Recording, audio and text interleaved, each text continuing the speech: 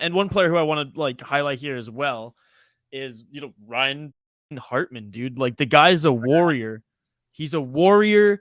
And luckily, because I haven't seen anything yet on Twitter at the time of this recording, Tuesday Yeah, this is afternoon. early Tuesday, by the way, Yeah. people. We might be missing some things, but this So was the only time we could meet up over lunch. I haven't seen anything yet describing like an injury, but let's be honest. Towards the end of that game, last 5 minutes or so, like he was laboring. It looked like the left side, either hip or leg, or maybe he blocked a shot.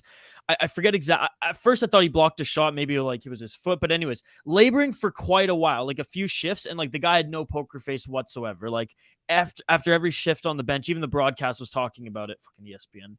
They were like, he's still laboring. He's still laboring. Like, look at his face. And I was like, oh no. So maybe they were playing it up a little bit. But the fact that regardless, he was hurt in that moment, in that part of the game. He was tired, two overtimes deep in game one of the Stanley Cup playoffs, and he gets that OT goal. And like it was great. Like it wasn't just like a fluky rebound. Like the guy had a little bit of a fucking deke there and put it home, and it was just tremendous given that we said it, the Wild were running out of steam. So I got to give a shout out to Ryan Hartman. He was a fucking warrior in that game.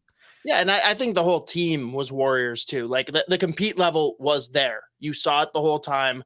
And weirdly, we won the physical game against Dallas, which I thought was going to be the biggest issue going into this series, is that Dallas is bigger, they're heavier, they've got guys that are more wired that way, and everyone stepped up to the plate. You were saying before we jumped on here, like Matt Boldy, he is a guy that he's not that kind of guy, but even he was kind of just realizing, oh, wait, I am a big guy. Like straight up Mystery Alaska. Like I'm a big guy, Johnny. If Ryan Hartman is somehow unavailable for game 2, do they force, and I say force, like assuming that Ek like can play, do you think that maybe he's forced in a game early? Just because like they need something. They need something down the middle. They need something in the top 6 as far as some grit. It's funny. I'd almost go the opposite. I'd say if Ryan Hartman can play, they're going to have to like tie Ek down and not let him play. Yes. No, I agree. I agree with that. I agree with that. Entirely his decision. And from all of the reports out there, game 3, he has an injury that is not something that he can make worse. Like he's not going to do damage to himself. He's just going to play through excruciating pain. And that guy's a racehorse. They're going to shoot him up just like a racehorse, and he's going to go out. Zone, baby. Right?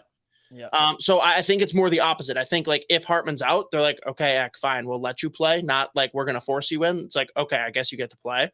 And dude, the guy that needs a real shout out, because I mean, us included a little bit, but Wild fans were absolutely ruthless after being so enamored by this player, Sam Steele.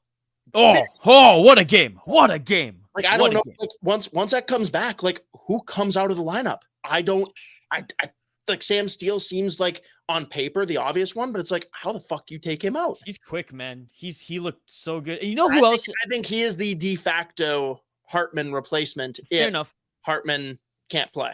Fair enough. He's got the speed. He's got a little tenacity. I don't know if he has the grit as Hartman, but at least it's a body there for sure. And you know who else impressed me? We won't go through every player, folks, but like, yeah, this is it. Nyquist, Gustav Nyquist, man, he looked good. He looked damn good, man. I was very impressed. Very impressed. And he had like 5 points in his first 3 games, as we said, with the Wild. He looked good towards the end of the regular season. For whatever that's worth, but he looked good in this game too. Didn't have like a ton of minutes, but definitely made the most of the minutes he had. And the Wild are deeper than I, thought going into this, because on paper they're not super deep, but they looked like every line was doing pretty good and that no one really was getting burned too much.